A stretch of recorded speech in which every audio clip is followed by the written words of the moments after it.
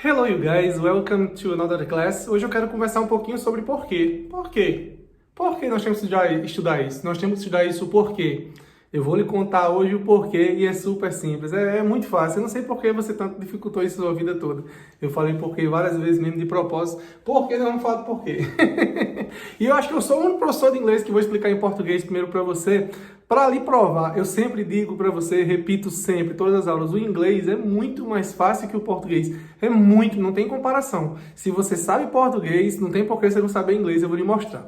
Eu vou dar uma aula rapidinha aqui dos 4 porquês que existem em português para que você nunca erre mais, tá bem? Então, fui por alguns anos professor de português também e vou lhe explicar de uma forma que talvez ninguém nunca tenha explicado. Basicamente é o seguinte, o porquê separado é para pergunta e o porquê junto é para resposta. Em português é assim. Então, quando você vai fazer uma pergunta, o porquê do começo, ele é sempre separado sem acento, tá? Então, por que é tão difícil? Não sei. Eu não sei por que as pessoas dificultam tanto isso. Então, sempre que você quer começar uma pergunta com porquê, ele é separado com acento, beleza? Então, essa é a primeira regrinha. Se você quer começar uma pergunta, é separado com acento. Se você quer terminar a pergunta com porquê, ele é separado com acento, tá? No começo é sem, no final é com. Então, somente isso, beleza? Por que é tão difícil? Separado sem acento. É tão difícil por quê? Separado com acento. Beleza? Então, no começo é sem e no final é com. Então, somente isso. Beleza? Não tem por que achar isso difícil, não. Beleza? São dois assuntos diferentes, porque no começo sem e no final com. É isso. Quando você quer responder, é junto sem acento. Tá bom? Só é difícil porque ninguém explica assim. Porque se explicasse assim, você não teria dúvida nenhuma.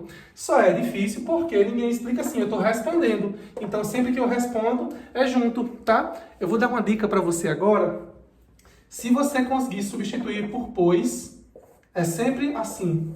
É sempre junto, sem acento, beleza? Só é difícil, pois ninguém explica assim. Se pode ser substituído por pois, se você conseguir trocar o porquê por pois, é junto, sem acento, beleza? Separado eu pergunto e junto eu respondo. Teacher Maicon, Uncle Maicon, Professor Maicon, pelo amor de Deus. E aquele junto com acento é o quê? Ele é quando o porquê deixa de virar uma pergunta para substantivar. Eu só fiz pior na sua cabeça, não foi? Só fez ficar mais difícil, mas calma. Quando você conseguir trocar esse porquê, essa mesma dica que eu dei, trocar por pois, quando você conseguir trocar por motivo, por razão, é o porquê junto com acento, beleza? Agora não há porquê para você não aprender. Agora não há mais porquê. Não há motivo, não há razão, tá? Sempre que você conseguir trocar esse porquê junto por razão ou motivo, ele é um porquê substantivado, ele virou um substantivo, tá massa? Então ele é junto com acento, beleza?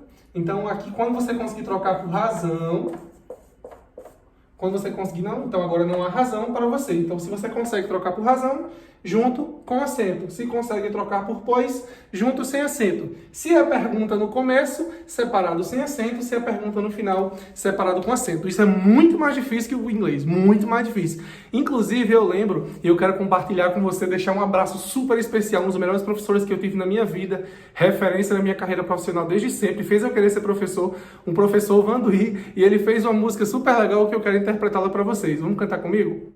Porque no início da frase ele vem separado, sem acentuar.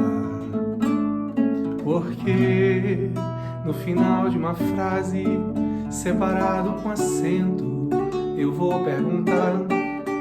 Porque junto, sem acento, sem nada, eu me lembro do pois para explicar.